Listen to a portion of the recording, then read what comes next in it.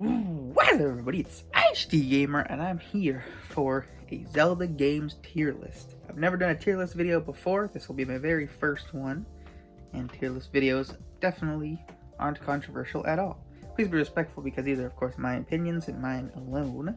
If you share the same, great. If you don't, let me know what your Zelda game tier list is in the comments, because I'm curious to see what other people's are. And if you want to, you can say why, but I mean, if you just say the order, that'd be cool too. Let's heckin' do this.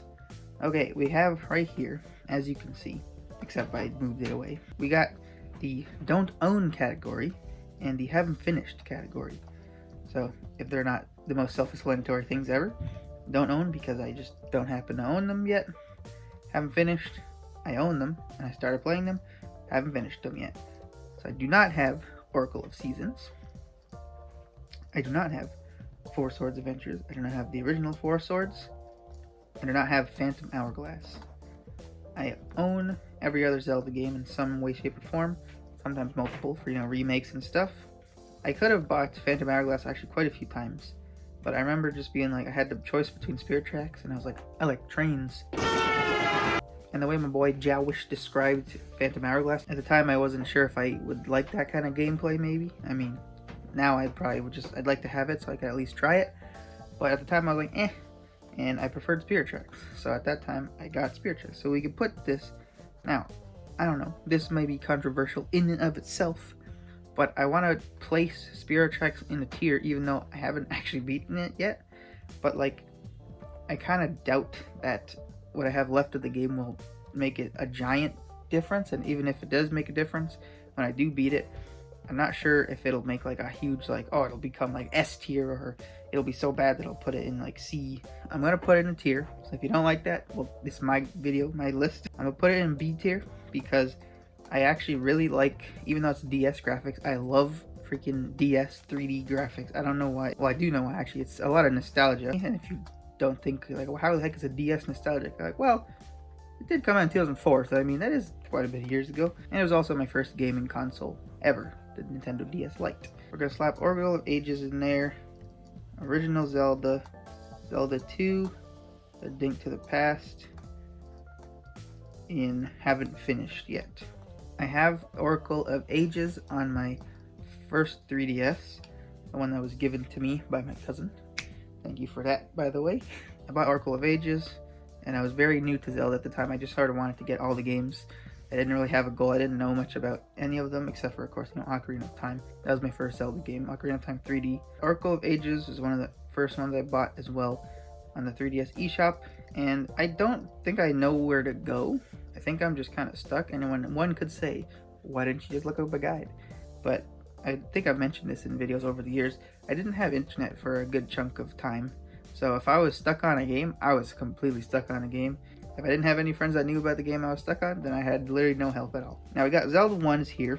On that same 3DS, it had the Ambassador Program stuff, which had a whole bunch of cool games on it, like Metroid Fusion and stuff. That was also the first place I played Metroid Fusion. It had Zelda 1 and 2, and it also had other games. I was doing a playthrough of the first Zelda game, and it was pretty cool. But again, just kind of haven't finished it. Zelda 2, I don't think I'll finish that one. It's not very fun. It's really weird. You can really feel the age on this one. But maybe I'll beat it one day. I kind of doubt it though. Now, if the wrong person sees this video, they're going to get really angry at me. I haven't finished A Link to the Past. I have it on the SNES Classic, and obviously I have access to it on the Switch Online, but I don't really care to finish it. And I have a good reason for it, or at least I think it's a pretty fair reason. I know they're not the same game, but they're similar. We got A Link Between Worlds that came with my gold and black 3DS, and I was like, this is a pretty heckin' good game. So I put that in B tier. I quite enjoyed it. I'm more of a fan of 3D Zeldas, as you'll soon be able to tell, but I can appreciate 2D Zeldas as well. We're also going to slap Twilight Princess / of course HD in B tier. Now, I don't hate it, obviously. That's why it's not in like C or anything. Even though it's pretty good, it's just kind of not my favorite, and that's why it's in B. It's so dumb. I'm explaining the most obvious things, but when I think back of Twilight Princess, I'm like, yeah, it's pretty cool. Like, of course, the spinner.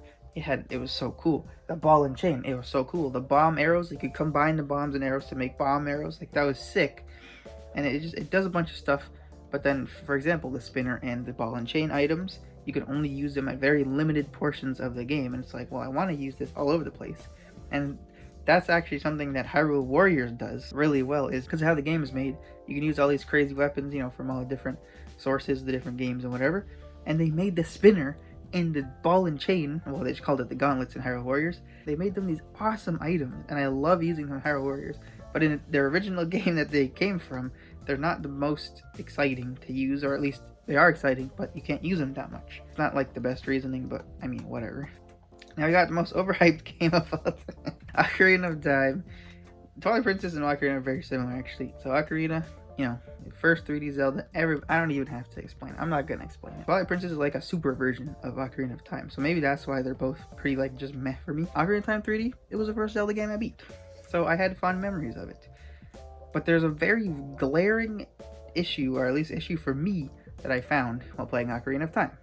It is that young Link is so useless. Man has a slingshot, he has a boomerang, which is cool, but he can't use the Megaton hammer, he can't use the Master Sword, he can't wear the different tunic colors, he can't wear any of the boots, he can't do so many things that adult Link can do. And as a youngling myself, I was 13 when I played Ocarina of Time 3D. That was my first Zelda game. Crazy, I haven't been a Zelda fan for 10 years even at the time of this video. It's crazy. I just remember being like, huh, that kind of sucks that a whole part of Link, you know, the one that you start off the game with, he's just lame. He's just a really lame version.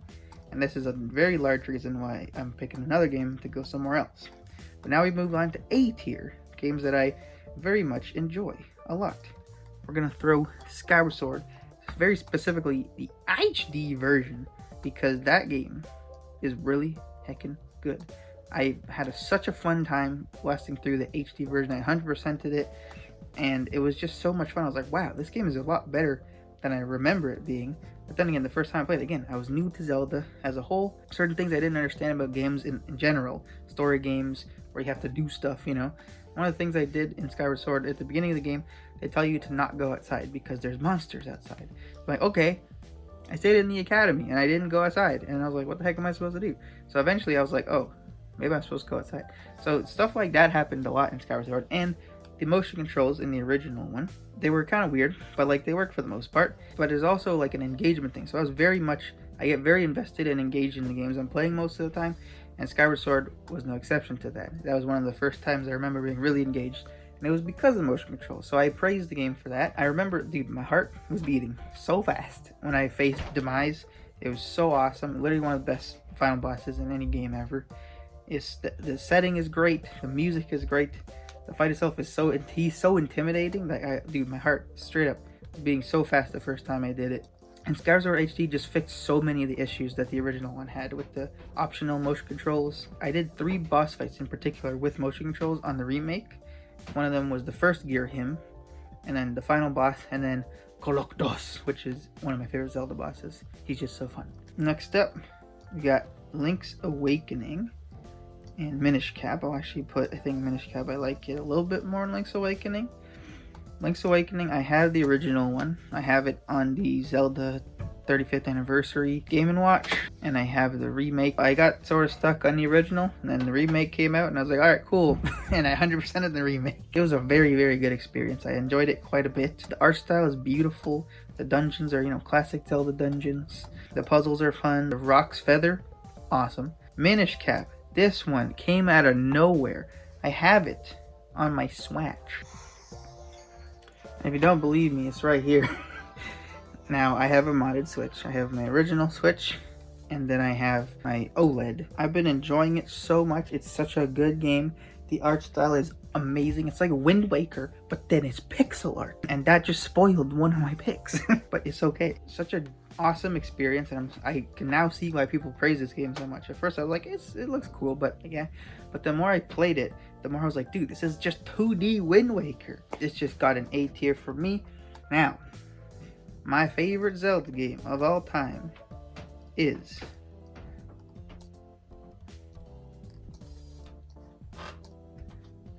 Legend of Zelda, Majora's Mask, Legend of Zelda, Breath of the Wild, and Legend of Zelda Wind Waker. specifically HD for Wind Waker, and then original for Majora's Mask, because the 3D did some quality of life stuff, but then they ruined other things. They are tied for me as my favorite Zelda games. I could not pick which one is at the top, but I'm just gonna put Wind Waker here first because it was my first favorite, and Majora's Mask, and then Breath of the Wild because just order of when they became my favorite, I guess. Wind Waker HD and Majora's Mask. Because I'm such a PBG fan, this is a PBG merch right here, the impact he's had on me in terms of Zelda games is very apparent when you see this list, except for Breath of the Wild. But the two at the front, Peebs talked about Wind Waker so much and Majora's Mask so much, so naturally I was like, well, I gotta play these. I think very highly of him. He's a great content creator, literally one of my favorites of all time. So I got Wind Waker HD with my second Wii U, because I originally got a Wii U, like the white one, that didn't come with any games. I got that used. The next year, the Wind Waker HD one came out, and I was like, well, I want that one. I got that one for my birthday. And Majora's Mask is a glitch so you can get Zora Mask early. I'll link that video up, and you could see I have like 6 versions of Majora's Mask. I absolutely love the atmosphere. I love the music, the gameplay, the masks, and again, coming back to something I said earlier, young Link is actually important because he's the only Link. There's no adult Link, there's just young Link. He had the experience of his previous game self, the Ocarina of Time story. He was a kid that had to experience adult hardships first. When he's back being a kid, he's like, well, where did my childhood go? So the Majora's Mask is like about Link and stuff, and you gotta help the people of Termina, and everything's so personal. It just feels so personal. And again, just the masks and then the items, even hookshot, it looks different. Link can actually use it.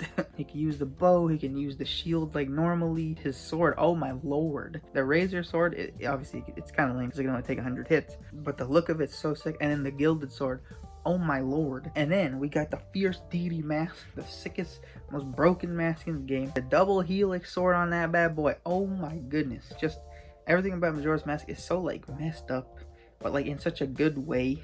Such a deep and personal story.